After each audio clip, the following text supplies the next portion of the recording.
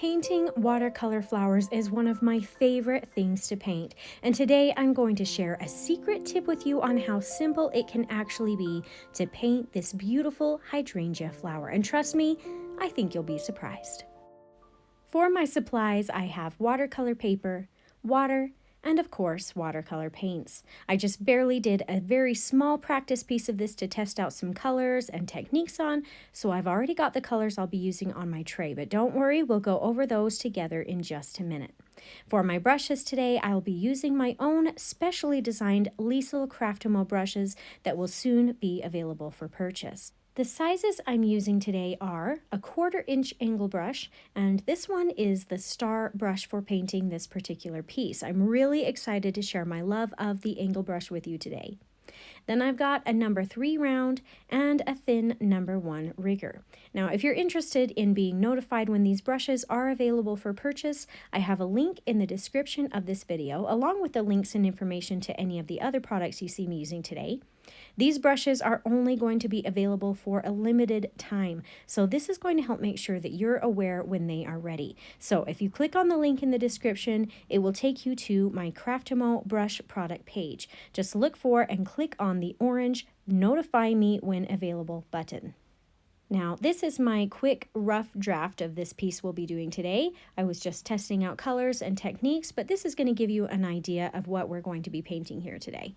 This literally only took me a few minutes to practice on, but I kind of liked the direction it was going, so I decided to do a bigger, brighter, and nicer version of it.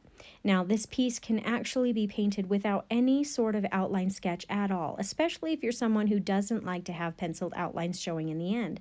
This piece definitely can be done in more of a freehand or freestyle way. I do personally still like to have some sort of guideline to where I will be painting things or have them placed.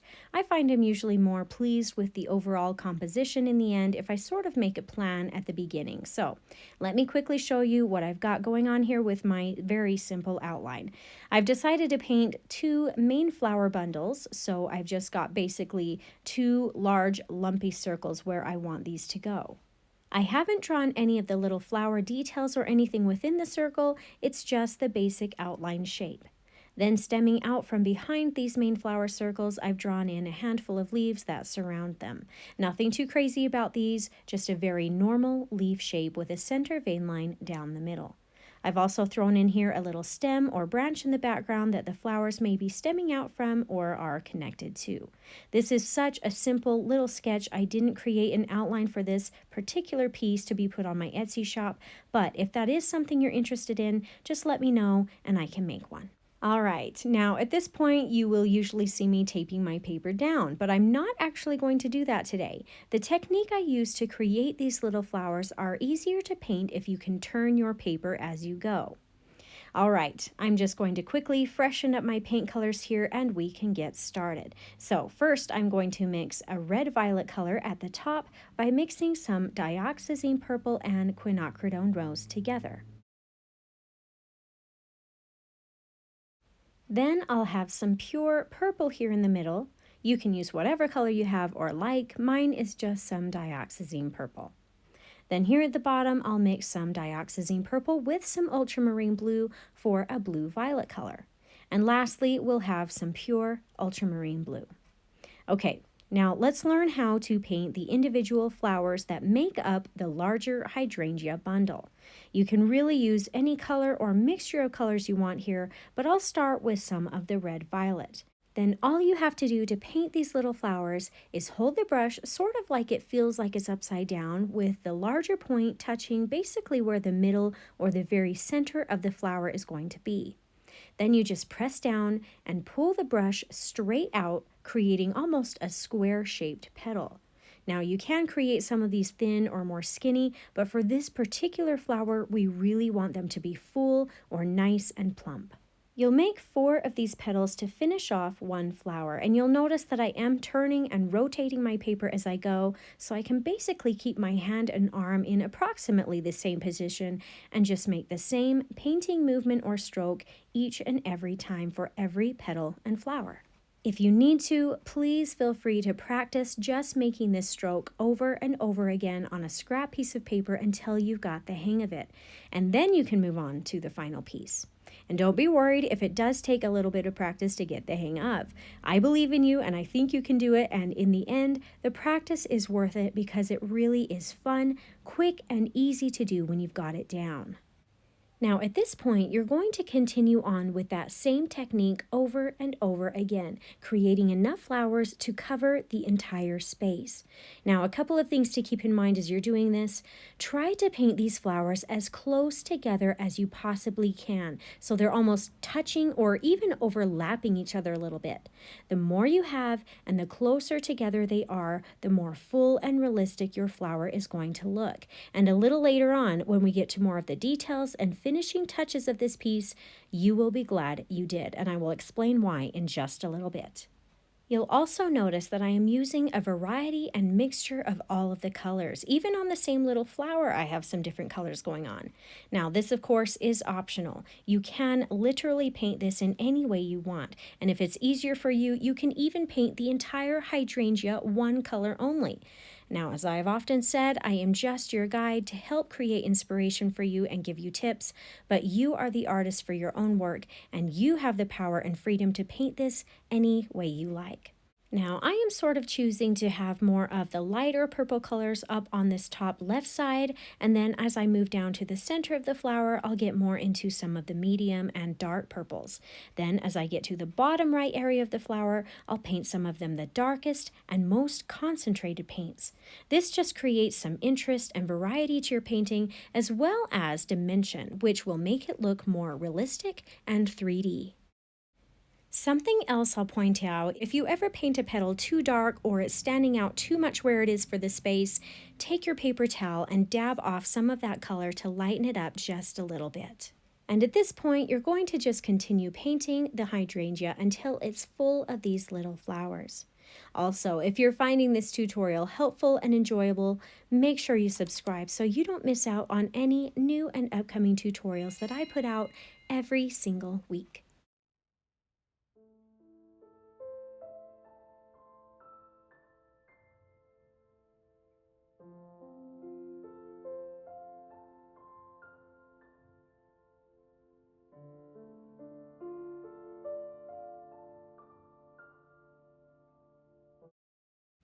And one last thing I'll throw out there is that as you get to the edges or outside of the flower, you may not have room to paint a full flower. So what you might see me doing is that to complete or finish the edges, I'm just painting some individual petals, maybe one or even two of them, to round off and fill in the outside space.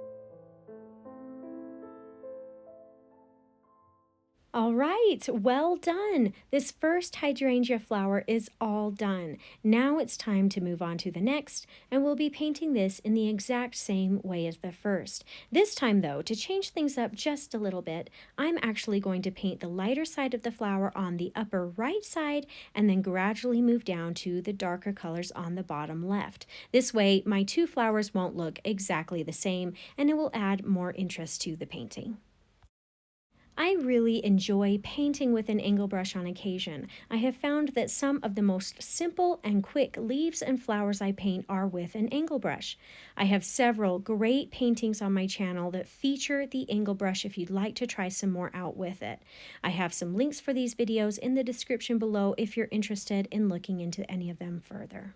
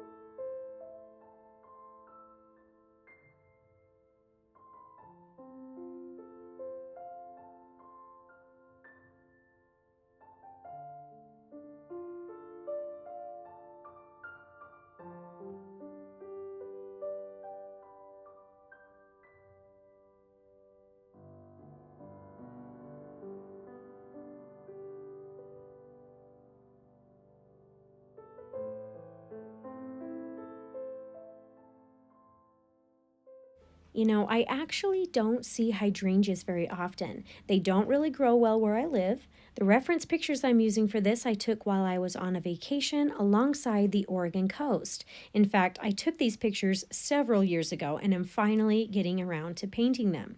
Many of you have offered content advice or requested certain flowers or scenes for me to paint, and I always appreciate the ideas. But if I don't get to your request quickly, please don't feel hurt or offended. I don't even get to my own ideas for several years sometimes.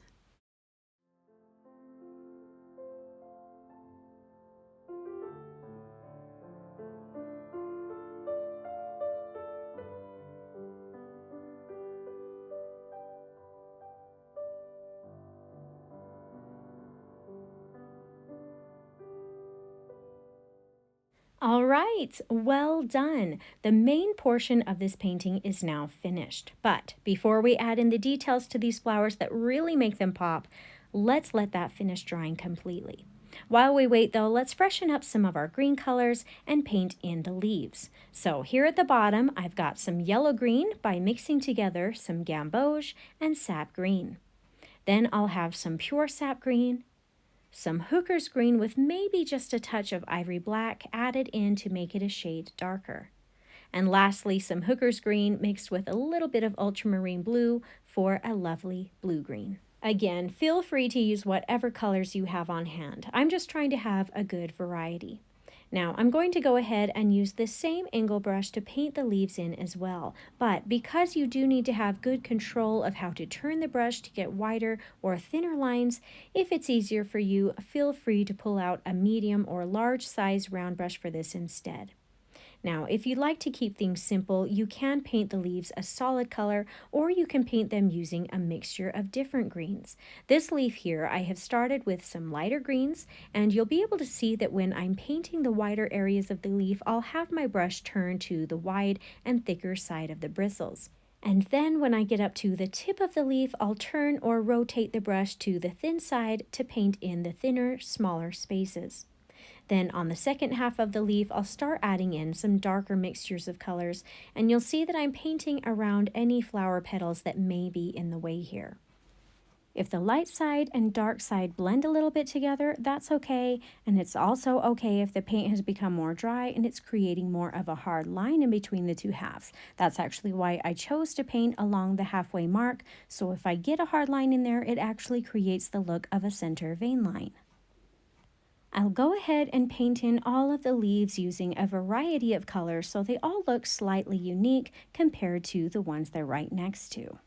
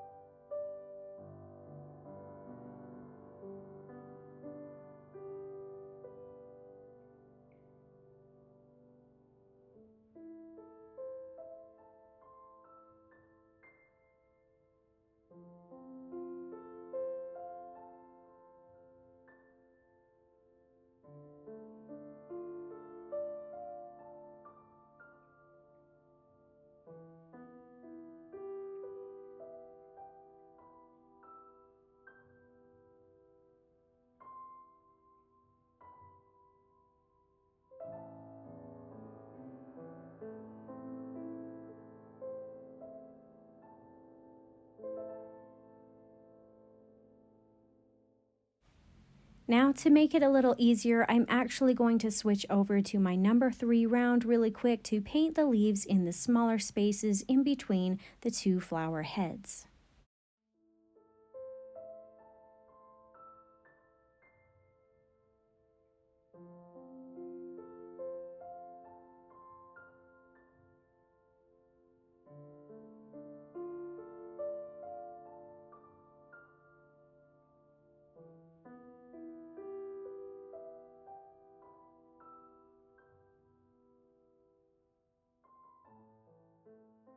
While I've got this round brush in my hand, I'm going to go ahead and paint in a couple of branches or stems for these flowers using some dark green or even some brown paint. And if you'd like to add some extra dimension to the branches, you can paint one side a little darker than the other.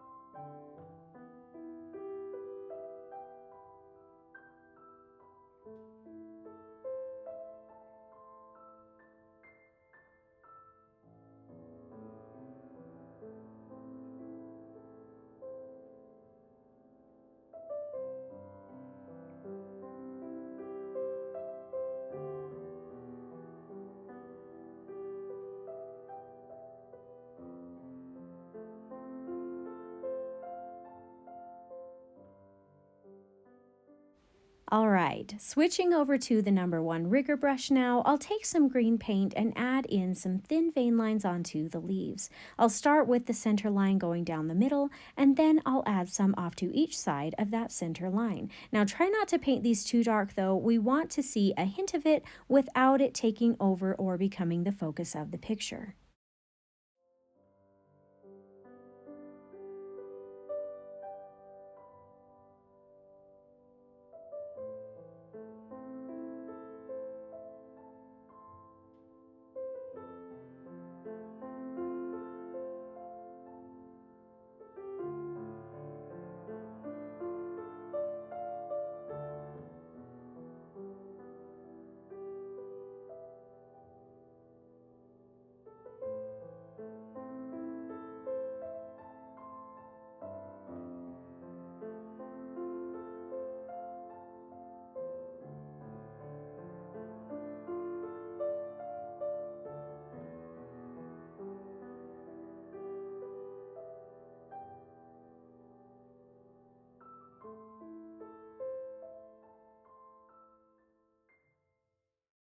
Okay, congratulations if you've made it this far in the tutorial, because I am now going to share with you how to turn this good painting into a great one. This next small little detail is what really makes these flowers pop and look more realistic. So let's move back to the smaller number 3 round, and using some dioxazine purple, we're going to start painting in any of these white or negative spaces that are left over in the centers of the flowers. This is what fills in and finishes this painting off. It may be a little tedious and takes some time to do, but trust me, it is so worth it in the end. In fact, let me skip ahead just a little bit so I can show you the difference this little detail can make. Look at the 2 flowers we have here. It's amazing to me that a small detail like this can change a painting so much and for the better. Now, I think the biggest thing to keep in mind while you're doing this is to make sure that the color you're adding into these spaces is darker in value or more concentrated than the flowers you are painting it right next to. You don't want the flowers to now become lost or blend into these background spaces. This darker color here should be making them pop and stand out. Something else to keep in mind, just as a side note, the closer together you painted the flowers initially, the smaller and fewer of these background negative spaces you'll need to paint. So it does help to paint the flowers close together at the beginning.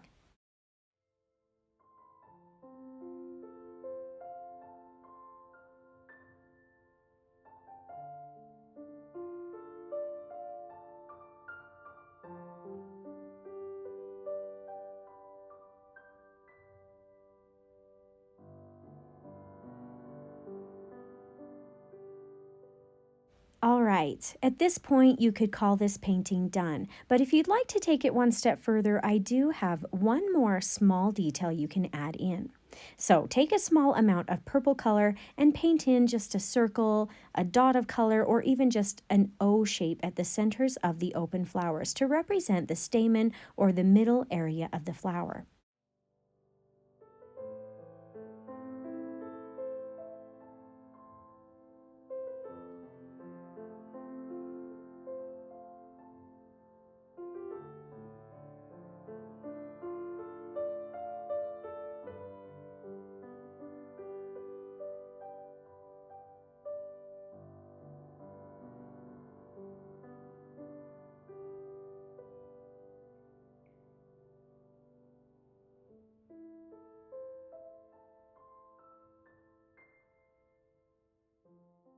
And now that the purple is all placed in the centers, let's take just a touch of white gouache. I might even add a small touch of yellow to it, and paint a dot or two of white in the centers of the purple circles you just made. This is really going to create some extra detail and dimension.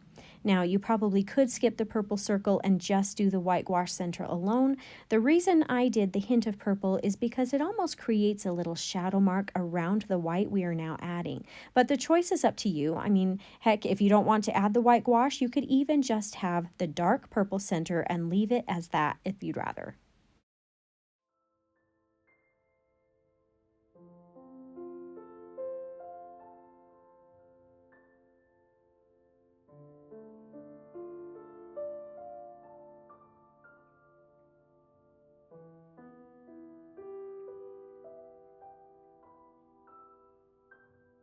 And that's it for today's beautiful angle brush hydrangea.